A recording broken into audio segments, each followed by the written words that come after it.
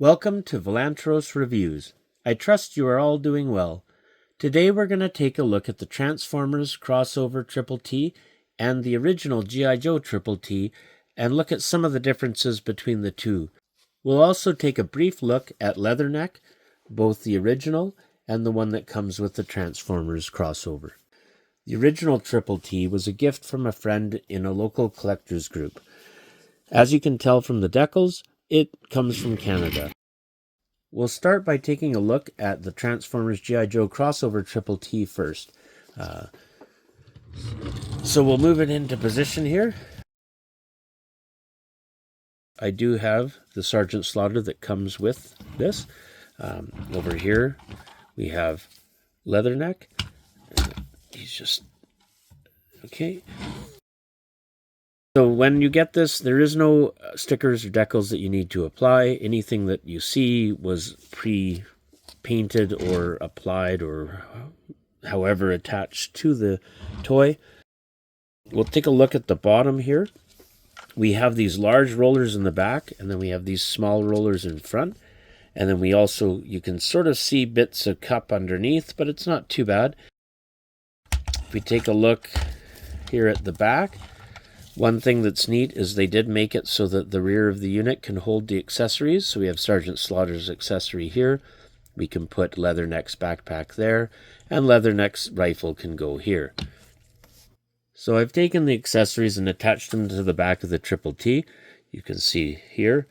Now, one thing that I noticed is that if you see here the way that the gun mounts, it just barely fits from here to the upper edge here. The other gun wouldn't actually be, if it was made the same as the original gun, it would be too big and wouldn't actually fit there. So I just wanted to point that out. And then also you can see the accessories can be stored. And there's a view from the side. So it does look a little funny. There's a backpack hanging off of the rear of the engine. But other than that, it is a handy way to store your accessories. We'll also note that there is a tow hook, and this is actually on a fold. You can sort of fold it up or down if you wished.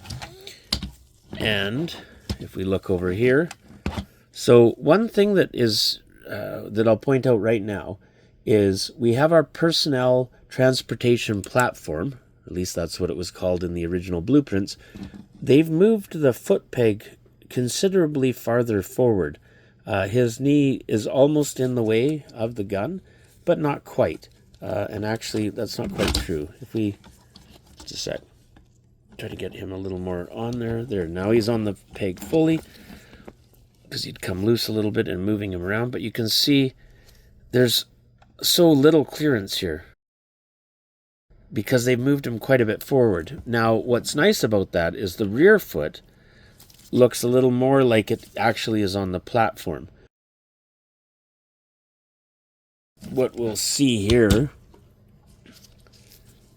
let's move this one into position quickly, or not. So, let's see if I can hold these and get them into position on the camera at the same time. Yeah, it's a little hard to tell. Yeah, what we'll do is we'll just talk about this. So if you can see here, the gap is considerable. There's quite a large gap.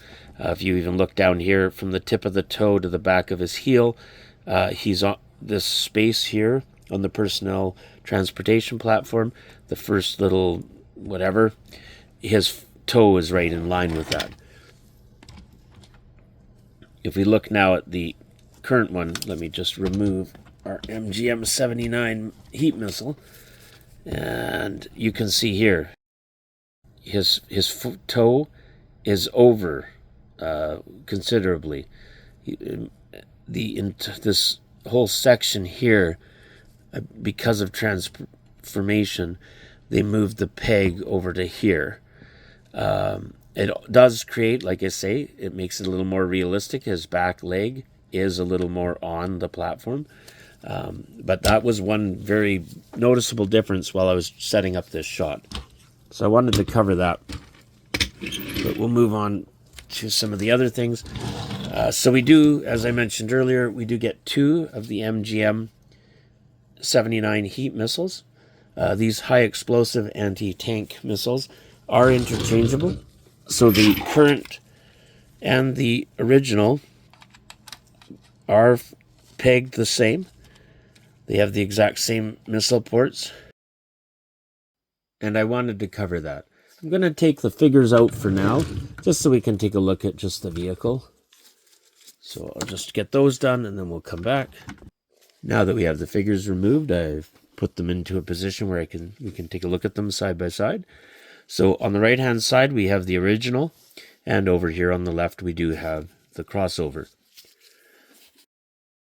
Some nicer paint apps. We've got some silver here, which we do not have here. But if you look at the front here, the grills are pretty much identical. Both units, the treads are on the exact same angle, more or less. And all around, visually, they look pretty similar. We have some slight color changes here. This is black. Over here, it's green. This, of course, moves based on transformation. The angle here, the guns were mounted flush. They call it the automatic cannon stabilization system. But on the newer one, you can see, let's see if I can get that on the right angle. Try to get it to focus too. There we go. So there's actually a little shoulder here, and that makes the guns actually sit at 90 degrees and straight. Whereas with the original one, try to get that into focus, you can see there's no shoulder whatsoever.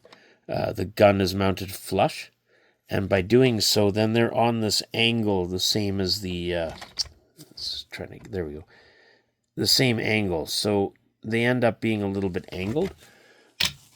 I kind of like that look a little bit more personally, but whatever. I'm assuming they did that for clearance reasons. Now, if we move along to, we'll look at the very front of the vehicles here side by side. So we're going to have to look at, okay, there we go. Can't hold and point at anything. So basically the markings and the mold lines and everything, they're all the same, if not very, very similar. Some things of minor note. These little spots here I'm showing on the left-hand side, those are slightly different size and shape to the original, but very, very slight, and I don't even know. It's so incredibly slight. Like the width of the panel here is slightly longer on the original than it is over here on the new one. Just take off this missile. All right.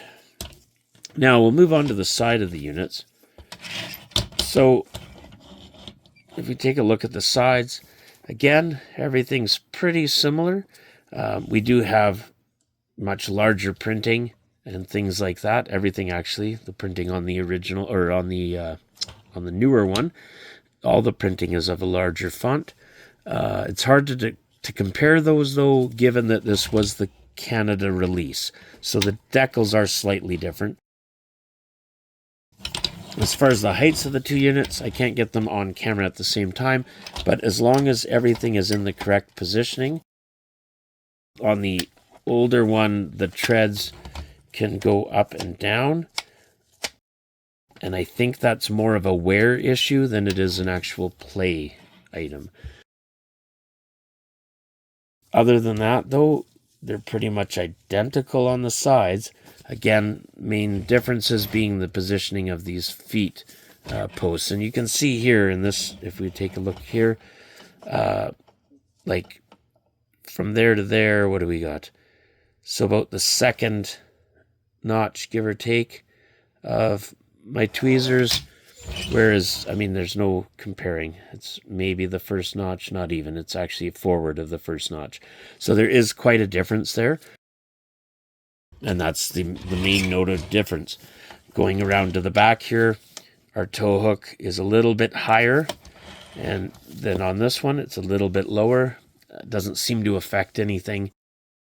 This looks very, very similar in the back here.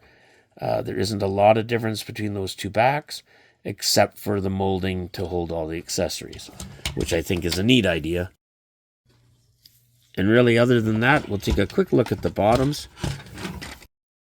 You know, the original Joe, very, very hollow. We do see, oh, this is worth pointing out, actually, the difference in these two wheels. So, as you can see in the newer one, we got a very wide wheel in the back. And then in the front, we actually have these really tiny wheels.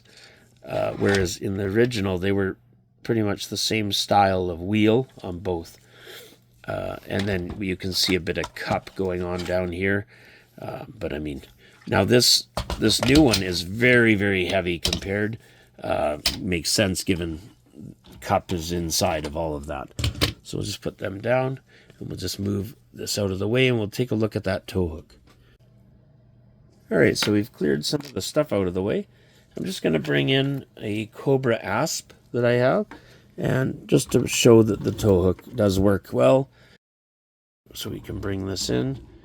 You can see everything rolls in it fairly well too. But yeah, so the tow hook is fully functional. We'll take a look at Leatherneck now. We'll start by looking at the back. So the two backpacks are very different. I'll actually unpeg them. Okay, see how that comes out on the camera. As you can tell, the new backpack is considerably wider than the old one.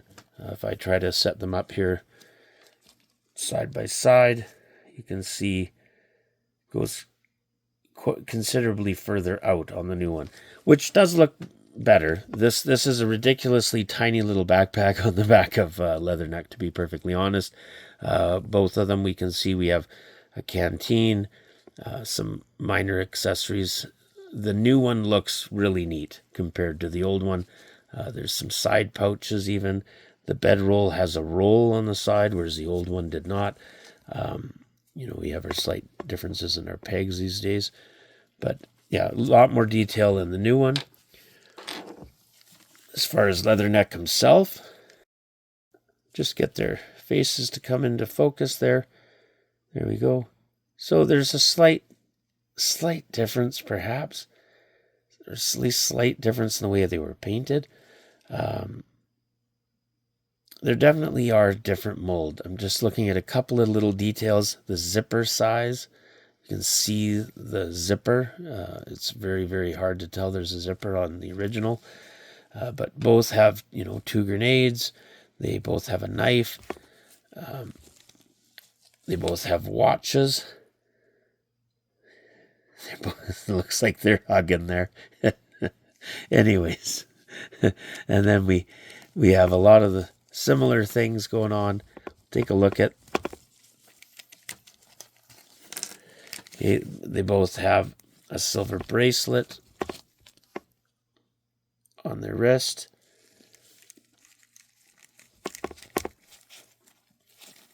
Legs are very stiff. The arms are not so much. They both have an accessory on the side of the belt there. And another accessory on this side. Both have gun holster.